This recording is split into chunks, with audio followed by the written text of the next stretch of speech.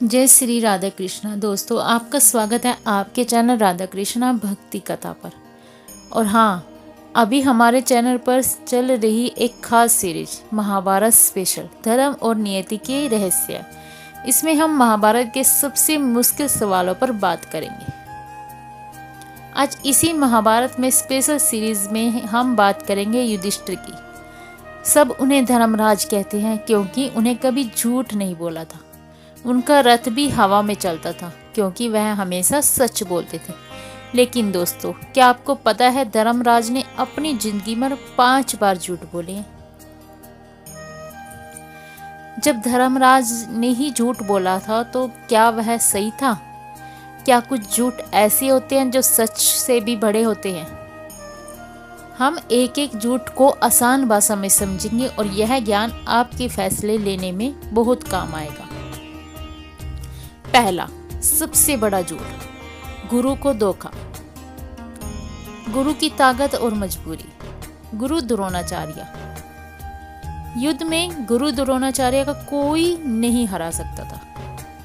वह इतने ताकतवर थे कि पांडवों को हराने वाले थे। उन्हें मारने का सिर्फ एक तरीका था। अगर उन्हें पता चले कि उनका बेटा अश्वत्थामा मर गया हो तो वह हथियार डाल देंगे। फिर योजना बनाई।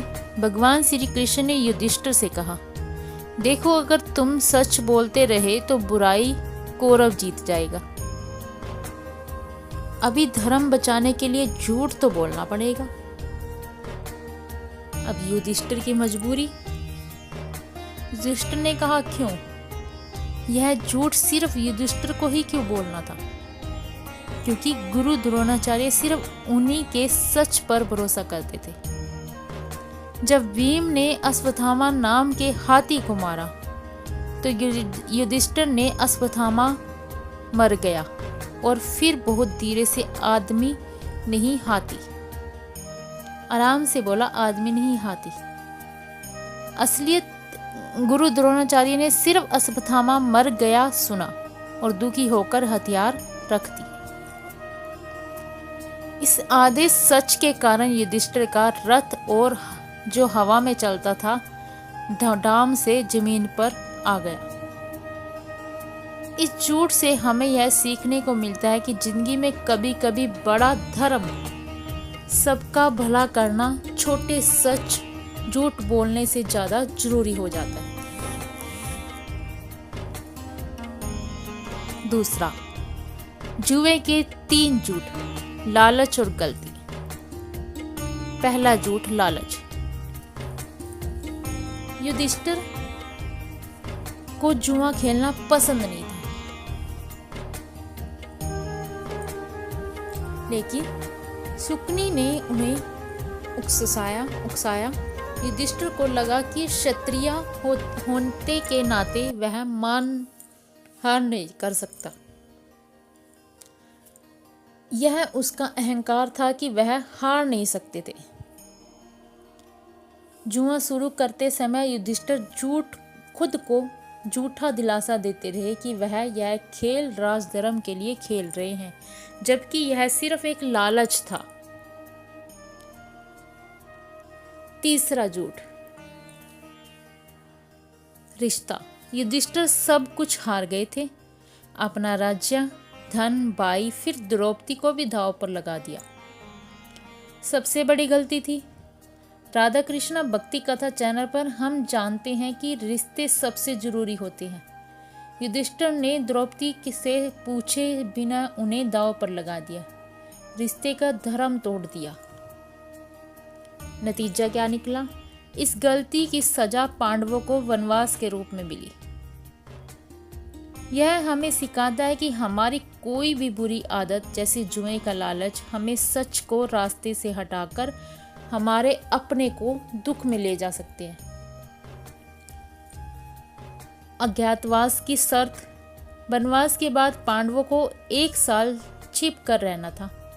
अगर पकड़े जाते तो 12 साल तक फिर से वनवास। युधिष्ठिर ने राजा बनकर यहाँ कंक नाम ब्राह्मण बनकर अपनी असली पहचान छुपाई।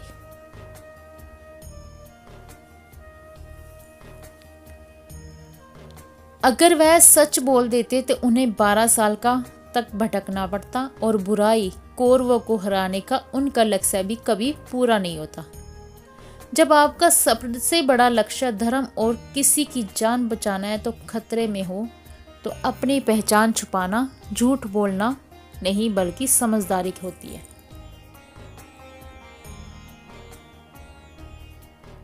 अंतिम सच और सबक। 5वां झूठ और सजा। महाभारत खत्म होने पर युधिष्ठिर को स्वर्ग में जाते समय नरक दिखाया गया।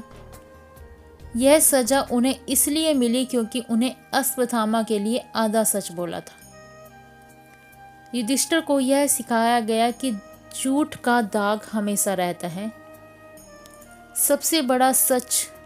युधिष्ठिर के झूठ हमें सिखाते हैं कि सच बोलना बहुत बड़ा धर्म है, लेकिन जब सच बोलने से बहुत बड़ा नुकसान हो जाता है तो समझदारी से काम लेना चाहिए।